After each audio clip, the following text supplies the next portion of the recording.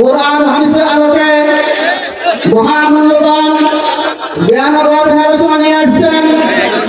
আন্তর্জাতিক জাতিসংঘের ঘোষণা কোরআন দেশের গণ্ডি পেরিয়ে আন্তর্জাতিক পর্যায়ে সমাদৃত সুপরিচিত এদেশের তফসির জগতের অমূল্য সম্পদ হযরত হাফেজ হযরত মাওলানা মুফতি আমির হামজা সাহেব বারাকাল্লাহু তাআলা ফি হায়াতিহি। হাফেজ হযরত মাওলানা মুফতি আমির হামজা সাহেব বারাকাল্লাহু ফি হায়াতিহি কুষ্টিয়া। আমি হযরতকে তার মূল্যবান বক্তৃতা পেশ করার জন্য বিনীত আবেদন জানাচ্ছি।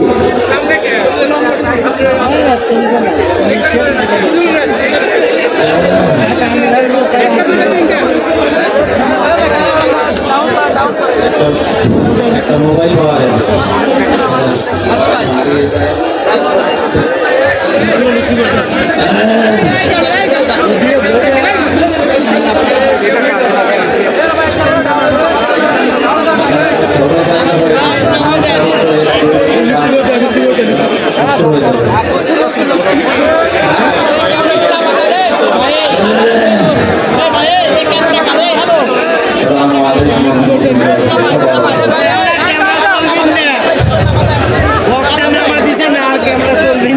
نحمده ونستعينه ونستغفره ونؤمن به ونتوكل عليه ونعوذ بالله من شرور أنفسنا ومن سيئات أعمالنا من يهده الله فلا مضل له ومن يضلل فلا هادي له ونشهد أن لا إله إلا الله وحده لا شريك له وأشهد أن محمدا عبده ورسوله الذي أرسله بالحق بشيرا ونذيرا وداعيا إلى الله بإذنه وسراجا منيرا فقد قال الله تعالى في كلامه المجيد وبرهانه التوحيد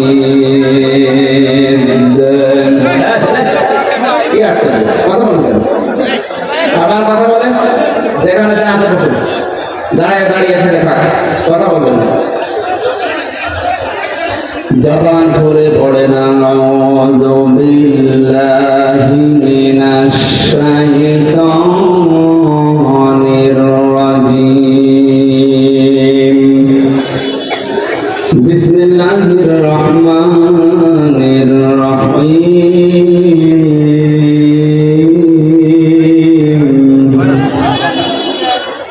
তারিফু ফি ওজুহিহিম নাযরাতান নাঈম ইসফানা মির রাহিকিম মাখতুম খিতামুহু মিসকুন ওয়া ফি যালিকা ফালইয়াতানাফাসিল মুতানাফিসুন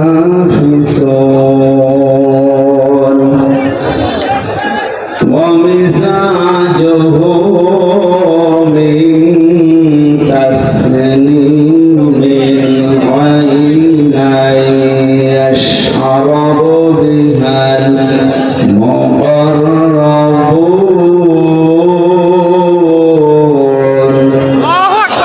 সাদাকতা ইয়া রব্বানা। আল্লাহুম্মা সাল্লি আলা সাইয়্যিদিনা মাওলানা মুহাম্মাদ ওয়া আলা আলি সাইয়্যিদিনা মাওলানা মুহাম্মাদ। আলহামদুলিল্লাহ। সিরাজগঞ্জ জেলার শাহজাদপুর থানার অন্তর্গত বিসিক বাস স্ট্যান্ড ওয়ারেসিয়া কবরস্থান ময়দানে কবরস্থান ও ঈদগাহ মাঠের উন্নয়ন কল্পে চতুর্থ বার্ষিক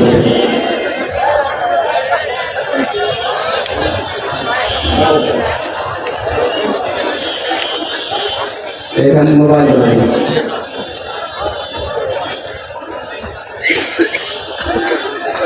তাফসীরুল কোরআন মাহফিলের সম্মানিত সভাপতি বিশিষ্ট শিল্পপতি শাহজাদপুর আমার আরাফাতের ভাই আলহাজ সিরাজুল ইসলাম দামাত বারকাতুহুল আলিয়া, প্রধান অতিথি প্রধান উপদেষ্টা সিরাজগঞ্জ জেলা বিএনপি ও সাবেক আহ্বায়ক বাংলাদেশ জাতীয়তাবাদী দল বিএনপি শাহজাদপুর উপজেলা ডক্টর এম এ মুহিত আতালাল্লাহু আমরাহু ওয়া বারাকাল্লাহু ফি হায়াতি আমিন। উপস্থিত আছেন আলহাজ মোহাম্মদ আয়ুব আলী, জনাব অধ্যাপক মিজানুর রহমান।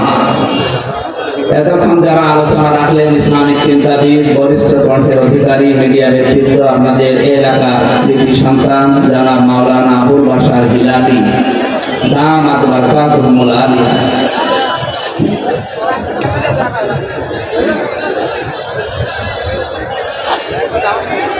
মাওলানা নিজামুদ্দিন না, এখানে আলোচনা রেখেছেন আপনাদের এলাকার সন্তান মাওলানা রাশিদুল হাসান এবং মঞ্চে বসে যারা সম্মানিত ওলামা ইকরাম, হয়তো অনেকের নাম জানি না, একবার দোয়া করছি তাদের জন্য। ওয়ারাফা'না লাকা যিকরাক, সবাই বলেন আমিন। সম্মান মর্যাদা কোথায় আছে অনেকে জানে না। মানুষ মনে করে জোর করে সম্মান পাওয়া যায়, জোর করে সম্মান পাওয়া যায় না। এটা যে পাওয়া যায় না প্রমাণ হয়ে যায়নি। বহু চেষ্টা চালিয়েছিল জোর করে সম্মান আদায়ের জন্য, মানুষ পোশাক তৈরি করছে, এখনো করছে। আপনি দেখেন জালেমদের বাড়ি ঘরগুলো শুধু এখন টয়লেট ছিল না, মানুষ এখন অনেকে নিয়োগ করে দিয়ে পায়খানা পোশাক করছে, মনে করছে মনে হয় এখানে পোশাক পায়খানা করলে সওয়াব হয়। কোরআনে কারীম জানিয়েছেন ফাতিলকা বুয়ুতুহুম খাবিয়াতান বিমা যালামু ইন্না ফী যালিকা লাআয়াতান লিকাওমিন ইয়ালামুন। সূরা নামল এটা 19 নাম্বার পারার 20 নাম্বার পৃষ্ঠা 7 নাম্বার লাইনের 52 নাম্বার আয়াতে আছে। আল্লাহ পাক বলেন নবী এই সেই ঘরগুলো, এই সেই ঘর, এটা বলে নাই বাইতুল্লাহ দিয়ে বুয়ুত বহু বচন দিয়েছেন, হোম দিয়েছেন জমির। এখানে আলেম যারা আছেন দেখেন ফাতিলকা বুয়ুতুহুম, এই সেই ঘরগুলো।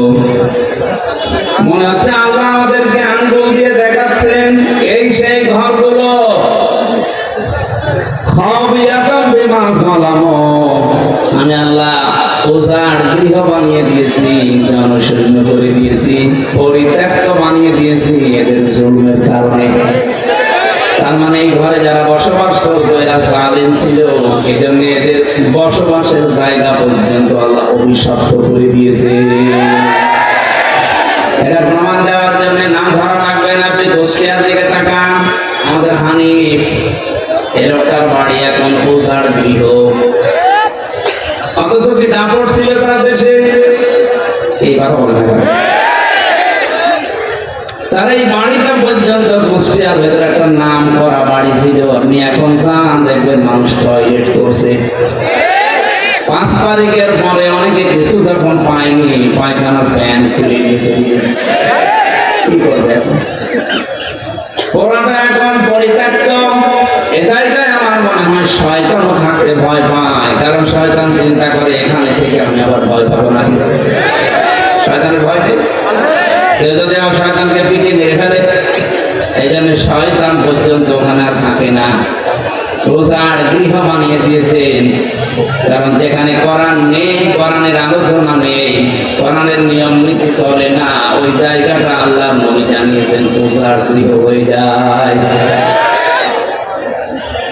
যে অন্তরের ভেতরে কোরআনে কারীম থাকে না, যে বাড়িতে কোরআন থাকে না, ওই অন্তর ওই বাড়ি মানুষেরও থাকে না, ওটা উজাড় গৃহ আল্লাহ বানিয়ে দেয়, শয়তানের বসবাস করার জায়গা। জালেমদের বাড়িগুলো বাংলাদেশে যেখানেই আমরা দেখতে পাচ্ছি এটা এখন পরিত্যক্ত প্রত্যেকটা। আপনাদের শাহজাদপুরের অবস্থা আমি জানি না, তবে যত জায়গায় গেলাম দেখছি জালেমদের আর বাড়ি নেই। জনশূন্য হয়ে গেছে। আপনারা কথা বলবেন, বলবেন না যে আপনি দাঁড়িয়ে থাকেন, কেউ কিছু বলবেন না, কথা বলবেন।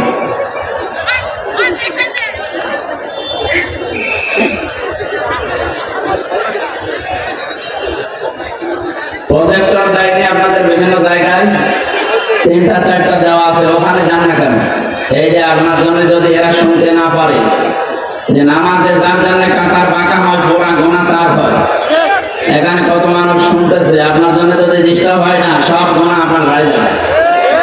কষ্ট হলেও একটু ধীরে স্থির থাকেন, একটু নিশ্চুপ থাকবেন, এটা আমার অনুরোধ। আপনারা কথা বলবেন না, তাহলে আমি কিন্তু কথা বলতে পারবো না। আমাদের আজকের আলোচনার বিষয় প্রতিযোগিতা, এটা আমাদের খুব দরকার, কারণ এই জামানায় প্রতিযোগিতা ছাড়া কোনো জায়গায় যাওয়া যায় না। আল্লাহ জানিয়েছেন প্রতিযোগিতা করো। লিমিসলি হাযা ফালিয়ামালিল আমিলুন, যারা সাধক এই জিনিসটা পাওয়ার জন্য তাদের সাধনা করা উচিত। কি জিনিস সেটা? আল্লাহর বাগান ও বাগান।